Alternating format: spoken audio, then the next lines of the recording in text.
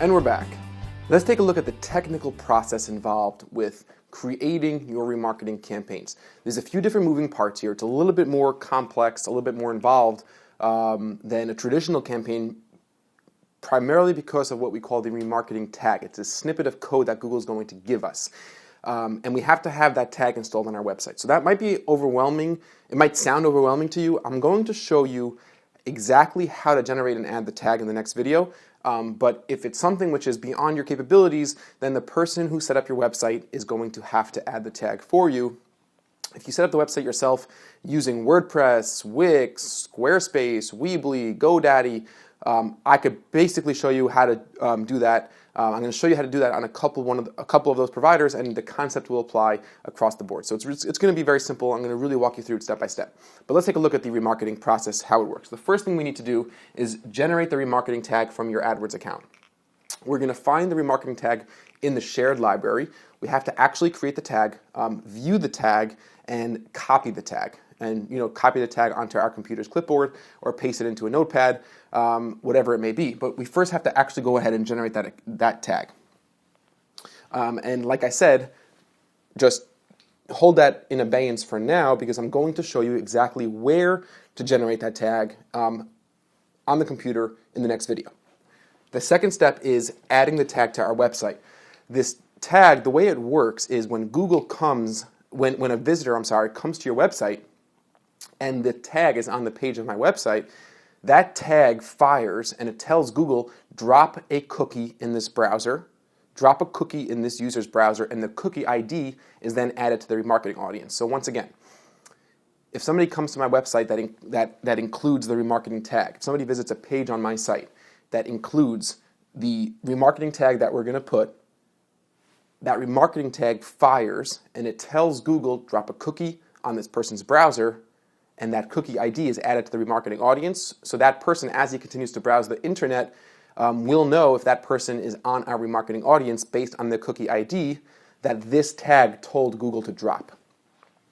So you don't need to understand cookies, you don't need to understand cookie IDs, none of that. You don't have to know an ounce of code. All you need to do is know that the remarketing tag needs to be added to every page of the website that we want to track. And since it's a remarketing tag, it really should be just a global tag, because if there's a certain website, let's say the blog, let's say we have a blog section, we don't want to have remarketing campaigns. So we could just exclude the blog in our remarketing audiences. We don't need to not have the remarketing tag on the blog. So that's the first thing to know. It's the easiest way to add your remarketing tag is to create a global tag, and just by putting it in the footer or header section of your site, it will not affect your speed, it will not affect your page loading time. It's generally best practice to put it in the footer section. That just creates a global tag. It's very easy.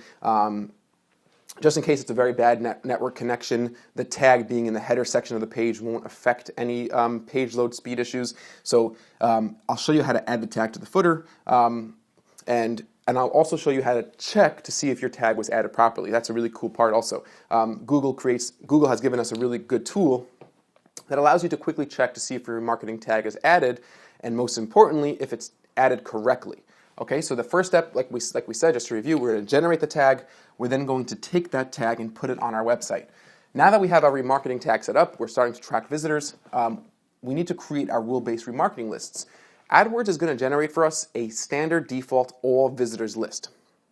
It'll be everybody who's been to our site or anybody who's been to any page that has our remarketing tag installed on it. But we want to create rule-based remarketing lists. If we're going to be thoughtful marketers, we're probably not going to want to have one remarketing campaign to all website visitors. We're going to want to create rules. So people who have viewed key pages, maybe the Contact Us page, maybe a pricing page, maybe a certain product, maybe certain products that are more expensive, that have higher profit margins, where we want to be more aggressive in our remarketing. So we're going to go ahead inside AdWords after our tag's installed and start creating our remarketing lists, also known as audiences.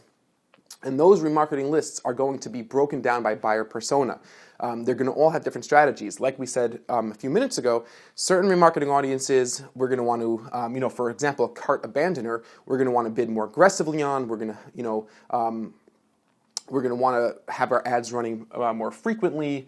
So a remarketing list that just contains people who view the Contact Us page maybe a little bit more aggressive on the bidding than somebody who just viewed the homepage, but a little bit less aggressive than the cart abandoner page. So the remarketing lists, I want you to start getting a feel for what these audiences are like.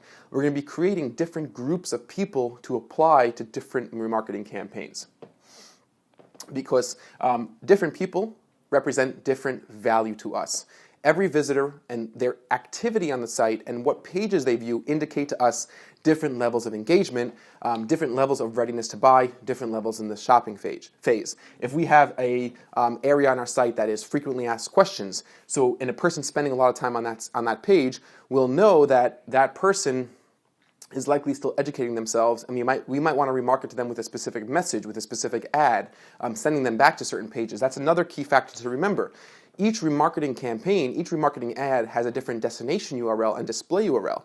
So we want to be sending certain types of traffic back to certain types of pages. So for example, our cart abandoner audience, people that we know have viewed our products and who have added products to the cart, those are people who we want to send back to the products pages. We want them to get back into the shop. People who have viewed the pricing page, we want to send them back to the pricing page or back to a page that has a clear call to action and a clear sign-up form. If we're targeting people who have viewed the blog, who are still educating themselves, we might want to send them back to our resource center. We might want to send them back to our frequently asked questions. We might want to send them back to our blog. So you could get extremely, extremely thoughtful and really detailed with setting up good remarketing lists and use that to your advantage. If you're just remarketing to the all visitors list, you're missing out on key opportunities. You're probably overpaying for certain types of traffic, and you're underpaying and you're underbidding on the types of really good traffic you want back. So remarketing lists, remarketing audience is a really, really important part, and we'll talk more about that in the next video as well. The next and final step, and this is going to be a repeating process as you continue to become better at AdWords and as you continue to grow your business online, is to build your remarketing campaigns. Building remarketing campaigns, I'm going to show you in the next video, is very similar to building other campaigns. The process is very similar. The different types of, the area in the account, technically it's similar. You're going to be very familiar with it. We will walk through it step by step. It's similar to building your campaigns, but you do need to now go and create a new campaign that's going to use remarketing lists. The next step is you're going to want to design your ads. With remarketing campaigns, we're now moving into image ads. We'll talk briefly about image ads. We're going to design some image ads using the Google Designer, but we're not going to get as involved into image ads as we are into the search network, because once again, this course is primarily for search. You could also create text ads. Remarketing could be text ads or image ads, and text ads could show up in Google search, but you could also have text ads on Google Display. That's an important thing to remember. The Google Display network is not just for image ads. Display just means that it's not a search property. It's not google.com. It's the Huffington Post, it's BuzzFeed, it's Bloomberg, it's MarketWatch, it's forums, it's game sites, it's news sites, it's sports sites. So that's what the display network refers to, but you could have text or image ads on those properties. The very, very important thing is applying our audiences. We want to use the audiences we created in step 3 and what we call apply those audiences to our campaigns. So we might have a cart abandoner campaign that has certain settings configured, and then we're going to go back into our shared library and we're going to apply that audience to be used for this campaign. Or if we're making a campaign for our blog visitors, a remarketing campaign for our blog visitors, we're going to go back to our shared library and apply that audience we created to this campaign. And then, like we do with all AdWords campaigns, we'll be tracking results very carefully. We'll be able to take a look at where our ads are being placed, what our click-through rates are, what our clicks are, what the impressions are, what we're converting. And I know we haven't talked about conversion tracking yet, but don't worry, we will. And all the different types of reporting that are available in regular campaigns are also available in remarketing, plus additional reporting columns such as placement reports. Placement reports is which websites my ads have been placed on, and tracking the individual results for those websites. And of course, we're going to optimize. We're going to take our results. We're going to see where we could increase the efficiency of the campaigns. We're going to see where we could decrease money that's being wasted. We're going to see how we could better optimize our audience and take it from there. One last thing that we didn't mention here is the membership window. Okay, and we'll talk about this setting very shortly as we set up our marketing campaigns. But the membership window refers to how long the cookie we drop on a person's browser lasts before expiring. It's default set to 30 days. We could set it up to 180 days. Google does change this. We may be, by the time you're watching this, it could be, you could set it to a little bit more, but it's the membership duration of a person on your remarketing audience. So it's very simple. So let's say I have it set to 30 days. So on September 15th, I come to your site, right? I come to Poppin. Poppin has the remarketing tag installed. Poppin's remarketing tag tells Google to drop a cookie on Isaac Rudansky's browser. So now I'm a member of that audience. That cookie has an ID, but there's also an expiration date. So if it's set to 30 days, then come October 15th, 30 days later, and October 16th, I'm now not seeing Poppin's remarketing ads anymore because I am no longer on the Poppin remarketing audience because the cookie has expired on my browser. However, if on September 30th I came back to Poppin's website, it refreshes. So then I have until October 30th until I lose membership and the membership expires. So that's a setting that we could set. Sometimes certain advertisers want shorter memberships because we only want to remarket to people when when our website is still fresh in their mind, when their previous visit was fresh in their mind. We can make it even one day. Certain companies have longer sales cycles, longer funnels. People take longer to buy. They're more expensive products. They're more involved business services, let's say.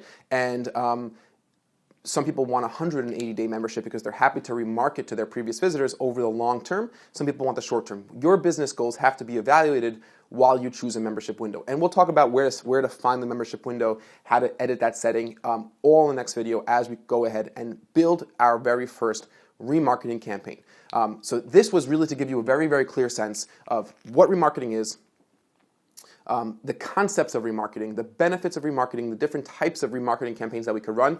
Over here we covered the technical process to give you an introduction to what we're going to be doing next. This should give you a clear foundation of how remarketing actually functions, how it actually works, what the technical steps are that we need to take. And let's see you, we'll see you, I will see you in a couple minutes over at the computer, and we're going to go ahead and actually walk through step-by-step remarketing campaigns, building a remarketing campaign, looking at the results. I'll show you some remarketing campaigns of our clients so you can get a clear sense of what a remarketing campaign looks like once it's been built out. And by the time we're done, you will have a very, very deep understanding of how to build, launch, create, and manage and optimize very successful and very, very profitable remarketing campaigns to enhance all your advertising efforts. Thanks for watching, guys. I will see you in a couple minutes. Cheers.